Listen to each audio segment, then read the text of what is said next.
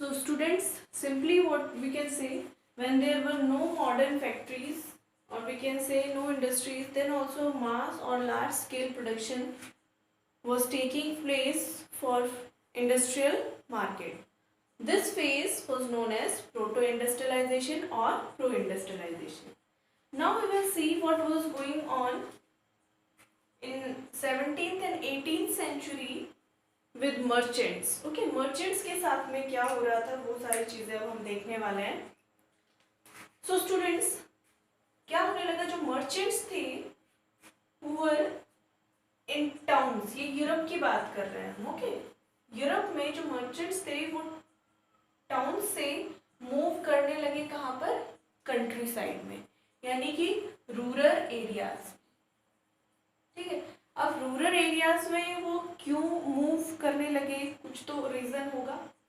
सो वो मूव करने लगे और सप्लाई करने लगे मनी, किनको, पीजेंट्स को, आर्टिशंस को, इनको वो सप्लाई करने लगे मनी और एनकरेज करने लगे कि भाई आप क्या करो, आप हमारी वीविंग में या प्रोडक्शन में हेल्प करो फॉर मीटिंग द डिमांड और we can say for the purpose of international market. क्या पढ़ा हमने, अभी हमने ये पढ़ा कि यूरोप में 17th और 18th सेंचुरी में मर्चेंट्स मूव करने लगे कहाँ से, टाउन से, और किस तरफ, रूरल एरियाज में, कंट्री साइड में, और सप्लाई करने लगे मनी पीजेंट्स को, आर्टिशंस को, किस लिए, for encouraging them to produce for international market, क्योंकि डिमांड बहुत ज़्यादा हो रही थी. Okay, so what happens after this, merchants could not expand production in towns. Merchants जो थे वो टाउन्स में ज़्यादा अपना प्रोडक्शन इंक्रीज नहीं कर पा रहे थे, एक्सटेंड नहीं कर पा रहे थे, because there were two major reasons. इनके लिए रीजंस क्या थे कि वहाँ पर टाउन्स में जो अर्बन क्राफ्ट्स थे और ट्रेड गिल्ड्स थे, ट्रेड गिल्ड्स मतलब ट्रेड एसोसिएशंस लोगों का, that those were very powerful in towns और अर्बन एरियाज. और इन लोगों को कंट्रोल कौन करते थे, इन एसोसिएशंस को, अर्बन क्राफ्ट के एसोसिएशन या फिर ग्रुप जो थे ट्रेड गिल्ड्स के, इनको कंट्रोल करते थे प्रोड्यूसर्स, जो पावरफुल थे, किससे, मर्चेंट्स थे. और प्रोड्यूसर्स ही इन लोगों को, जो ये क्राफ्ट पर्सन्स थे, अर्बन क्राफ्ट थे, ट्रेड एसोसिएशंस थे, ग्रुप तो जो थे, इनको ट्रेन करते थे, क्राफ्ट पर्सन्स को मेंटेन करते थे, कंट्रोल ओवर प्रोडक्शन, कितना प्रोडक्शन होना है, इस तरीके से कैसे रॉ मटेरियल्स पहुंचाने, रेगुलेट करते थे मार्केट को, कंपटीशन को, प्राइस को, और नए लोगों का इनके काम में एंट्री होने का भी इनको मतलब रेस्ट्रिक्ट करते थे कि new people will not enter in the trade in which these people were engaged.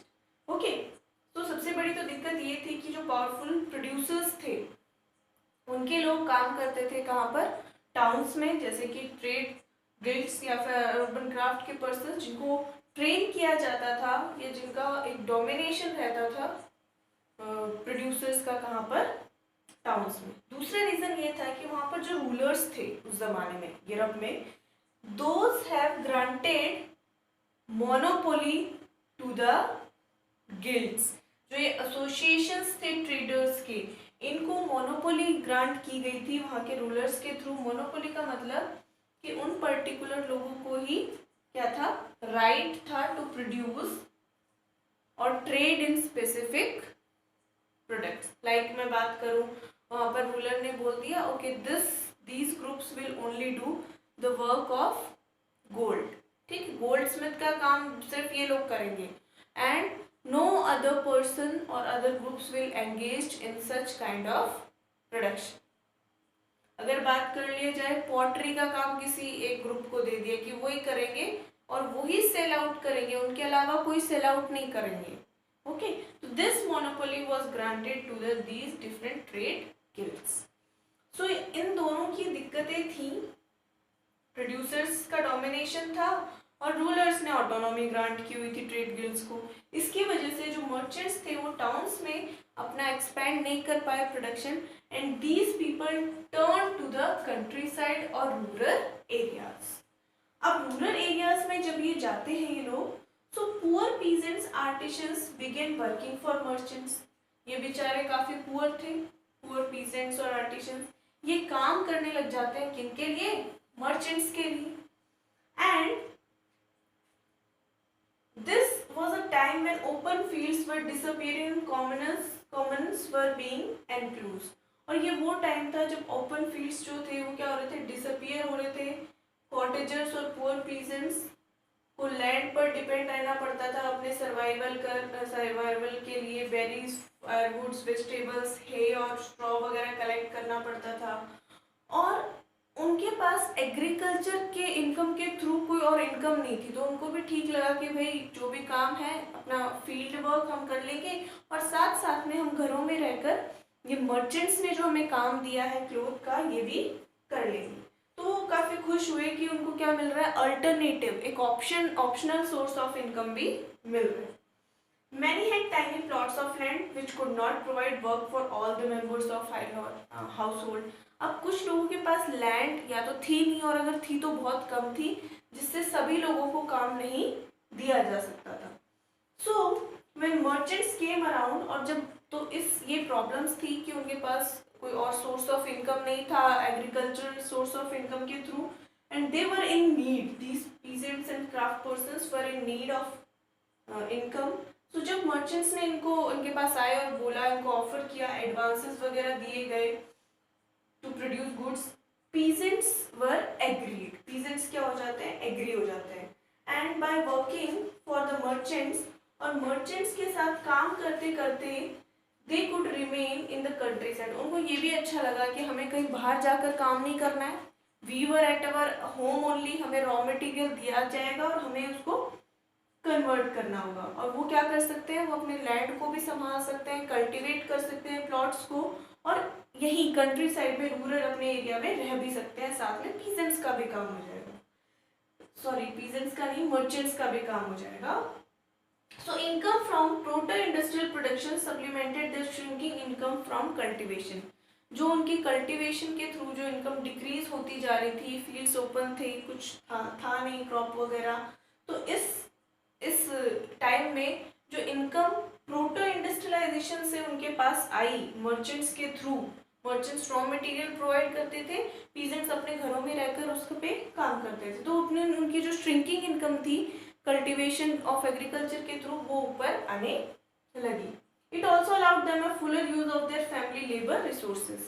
अब इससे क्या होने लगा, जो फैमिली में लोग हैं वो सारे के सारे एज अ लेबर यूज होने लगे, क्योंकि मान लो क्रॉप्स का काम है नहीं तो all the members were idle. अब कुछ लोग क्रॉप्स का काम भी कर लेते थे और कुछ लोग घर पे भी ये मर्चेंट्स के थ्रू दिया गया काम कर लेते थे. तो ये सिस्टम वहाँ पर चल रहा था. Now what happens after this? अब इससे क्या होने लगा, एक क्लोज रिलेशनशिप डेवलप हो गया between the towns and the country side, क्योंकि मर्चेंट्स आने लगे कहाँ से, टाउन से, और वो रूरल एरियाज में प्रोडक्शन करवाने लगे. And merchants were based in towns but work was done mostly in country side. Merchants रहते टाउन्स में थे लेकिन सारा का सारा कहाँ पर काम हो रहा था, रूरल एरियाज में या फिर कंट्री साइड में. मर्चेंट्स क्लोथियर इन इंग्लैंड, अब देखो ध्यान से एक एग्जांपल दिया आपको, एक मर्चेंट है क्लोथ का इंग्लैंड में, वो वूल परचेज करता था एक वूल स्टेपलर से, यानी वूल जिससे खरीदते हैं उससे वो लिया करता था, एंड उसको स्पिनर के पास भेजता, फिर उसको यार्न में कन्वर्ट किया जाता, और फिर उसको सब्सिस्टेंट स्टेजेस फॉलो करने के बाद में वीवर्स को दिया जाता, और then to fullers and dryers. लेकिन फाइनली पूरा काम होता था अलग अलग स्टेजेस पर, लेकिन फाइनली जो उस काम को फिनिशिंग दी जाती थी वो कहाँ पर होता था, लंदन में, before the export merchant sold the cloth in the international market.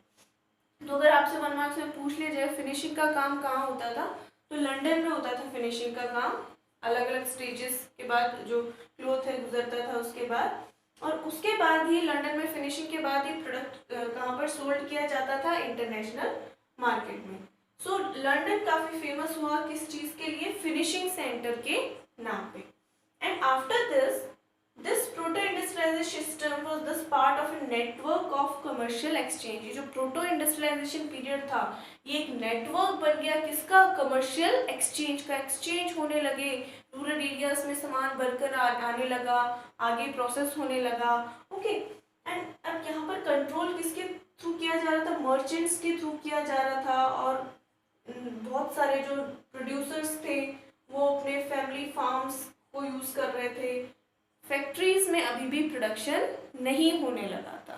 Okay, तो घरों में, फैमिली फार्म्स में प्रोडक्शन हो रहा है, और at each stage of production 20 to 25 workers were employed by each merchants।